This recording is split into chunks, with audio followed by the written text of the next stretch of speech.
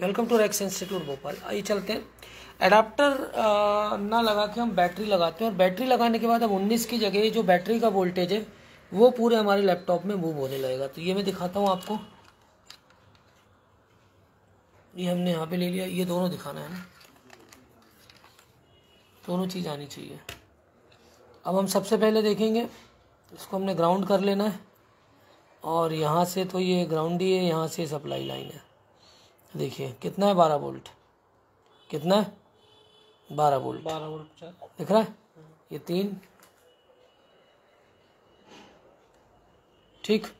तो ये 12 वोल्ट। अब ये जो वोल्ट है यही हर जगह मूव होगा। तो आप देखिए, ये आपका रैम सेक्शन है, तो यहाँ भी इसके कंडेंसरों पे क्या होना चाहिए,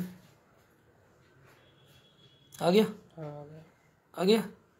ऑन होने के बाद कॉइल एक्टिव होंगी। ये आपका अगला सेक्शन देखते हैं हम, इसको जरूर लेना है ना। अगले सेक्शन में हम सीपीयू के पास हैं, आ गया 12 वोल्ट, है ना। तो जितने भी मॉसफेट ये कैपेसिटर्स हैं सब पे क्या होगा, कभी भी कैपेसिटर सेफ होता है उस पर चेक करें आप, ये आ गया, ठीक। इधर भी देख लीजिए, उधर दिखाओ, पकड़ इसको ऐसे यार,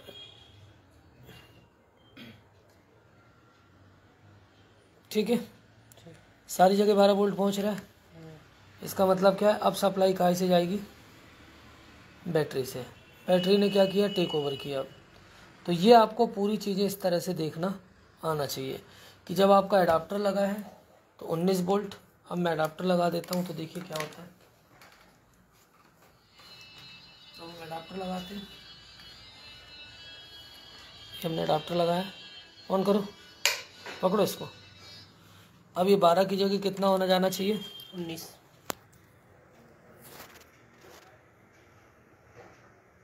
ठीक। आपके सामने चेंज हुई चीज़ है, ठीक।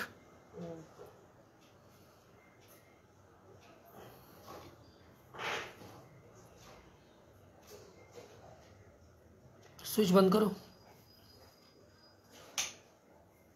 जैसे ही स्विच बंद हुआ वैसे ही क्या हुआ, ये ड्रॉप हुआ। काय पे आएगा अभी, बैटरी पे। अब क्या जाना चाहिए, बैटरी के वोल्टेज, ठीक है। हिल गया शायद, पिन निकालो, चार्जिंग पिन नहीं चार्जिंग से क्या, वापस चालू करो, एक बार रुकना, चल लेना, आ गया। और फिर बैटरी लगाएंगे तो फिर बैटरी से चालू हो जाएगा, ठीक। ये आपने निकाला, फिर कहाँ से चालू होना चाहिए इसको, बैटरी से। ये आ गया बैटरी, ठीक। ये आ गया बैटरी। और फिर अडाप्टर लगाएंगे तो क्या होगा, अडाप्टर चालू करेंगे तो 19, और ये मैंने हटाया 13, ठीक। दिखाओ, ये भी दिखाओ, पूरा सीन दिखाओ, स्क्रीन जूम करो, देखिए कितना आ रहा है, 19 मीटर दिख रहा है अच्छे से, हाँ दिख रहा है। और ये मैंने निकाला, एक्टिव हो गया 13। तो इसलिए लैपटॉप भी आपका क्या नहीं होगा, बंद नहीं होगा। 13 और 19 जो भी है ये आपको इस तरह से मिलता रहेगा, ठीक। तो दोनों साइकिल समझ में आ गई।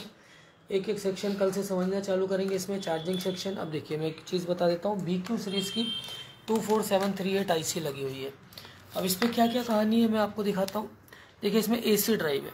AC ड्राइव मतलब N चैनल मॉसफेट को क्या करेगा, ये ड्राइव करेगा इसके गेट को, तब जाकर 19 पास होगा।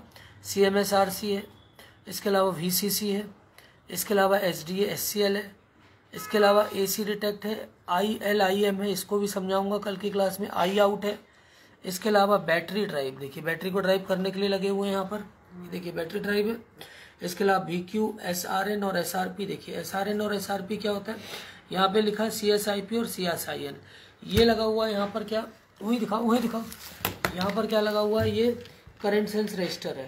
तो ये यहाँ पर एम्पियर को चेक करेगा, अगर शॉर्टिंग है तो ये क्या करेगा, IC को शट डाउन पे ला देगा। इसी तरह से बैटरी के लिए भी क्या है, यहाँ पर क्या लगा है, BQ SRP और BQ SRN। तो ये भी क्या लगे हुए हैं इसके, ये देखिए ये भी एक करंट सेंस रजिस्टर है, ये 2 करंट सेंस रजिस्टर है। इसके अलावा इसके अलावा देखिए यहाँ पर आपका ये आपका बैटरी ड्राइव है। इसके अलावा BTST है, हाई ड्राइव गेट के लिए, लो ड्राइव सेकेंडरी मॉसफेट के लिए। खोलना कहाँ पे था? डाउनलोड ये। इसके अलावा आप देखेंगे ये BTST क्या है, तो ये चार्जिंग और डिस्चार्जिंग जब होते हैं मॉसफेट है ना, तो उससे रिलेटेड ये कंसेप्ट है। यहाँ पर एक रजिस्टर होगा, कैपेसिटर होगा, ये इसको क्या करेगा, चार्ज और डिस्चार्ज कराने में मदद करेगा। तो इसके ही पॉइंट कल की क्लास में किसी वीडियो में समझाऊंगा कि BTST अगर गड़बड़ है तो भी क्या होगा, दिक्कत आएगी। अब इसमें आप देखिए कि अगर आपको यहाँ पर चार्जिंग से रिलेटेड कंसर्न है, चार्जिंग नहीं हो रही, चार्जिंग के कम से कम 40 फॉल्ट हो सकते हैं। कितने? 40 फॉल्ट।